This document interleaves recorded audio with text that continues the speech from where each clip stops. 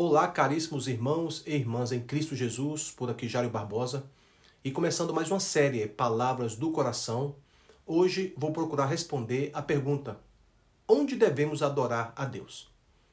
No Evangelho de João, no capítulo 4, Jesus tem um diálogo intrigante com uma mulher. Ela era de Samaria e a Bíblia atribuiu o nome a ela de mulher samaritana.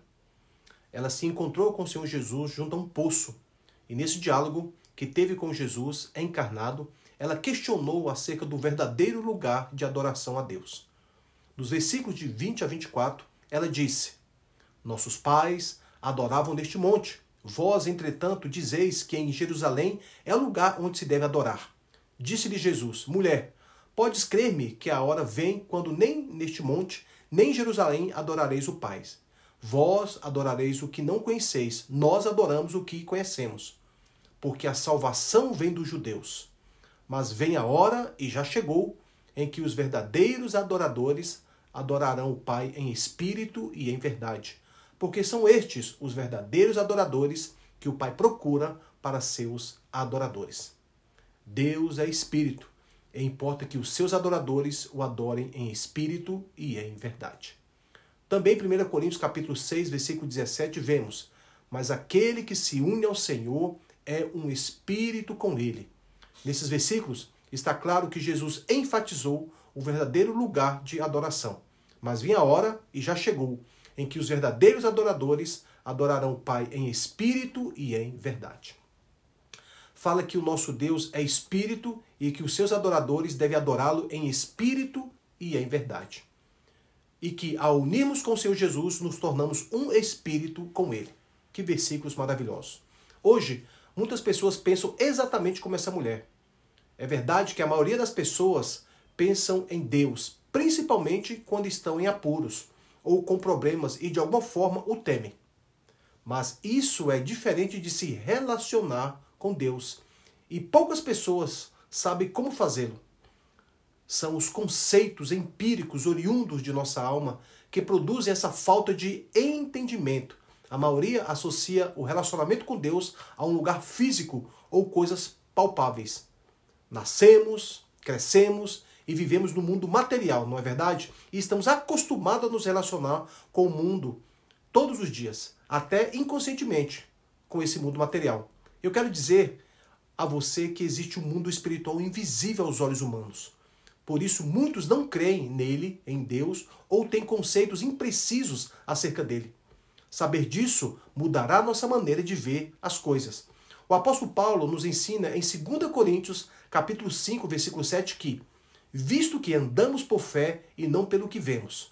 Já em Hebreus, capítulo 11, versículo de 1 a 3, aprendemos que a fé é a certeza de coisas que se esperam, a convicção de fatos que se não veem, pois pela fé os antigos obtiveram bom testemunho. Pela fé entendemos que foi o universo formado pela palavra de Deus, de maneira que o visível veio a existir das coisas que não aparecem. Então, podemos concluir que a fé é a maneira de nos conectar ao mundo espiritual.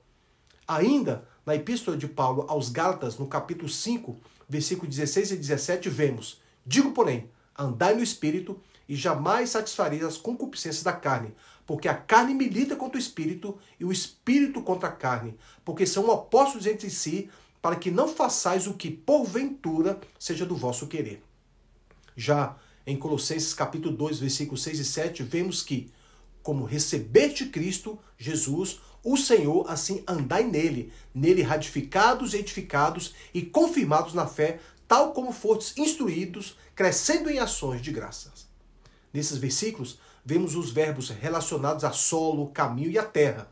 Paulo nos ensina a andar no Espírito, a andar em Cristo Jesus e a ser enraizado e edificado nele. Assim, Deus em Cristo pode ser nossa terra, nosso refúgio, nosso chão, nossa base na qual andamos.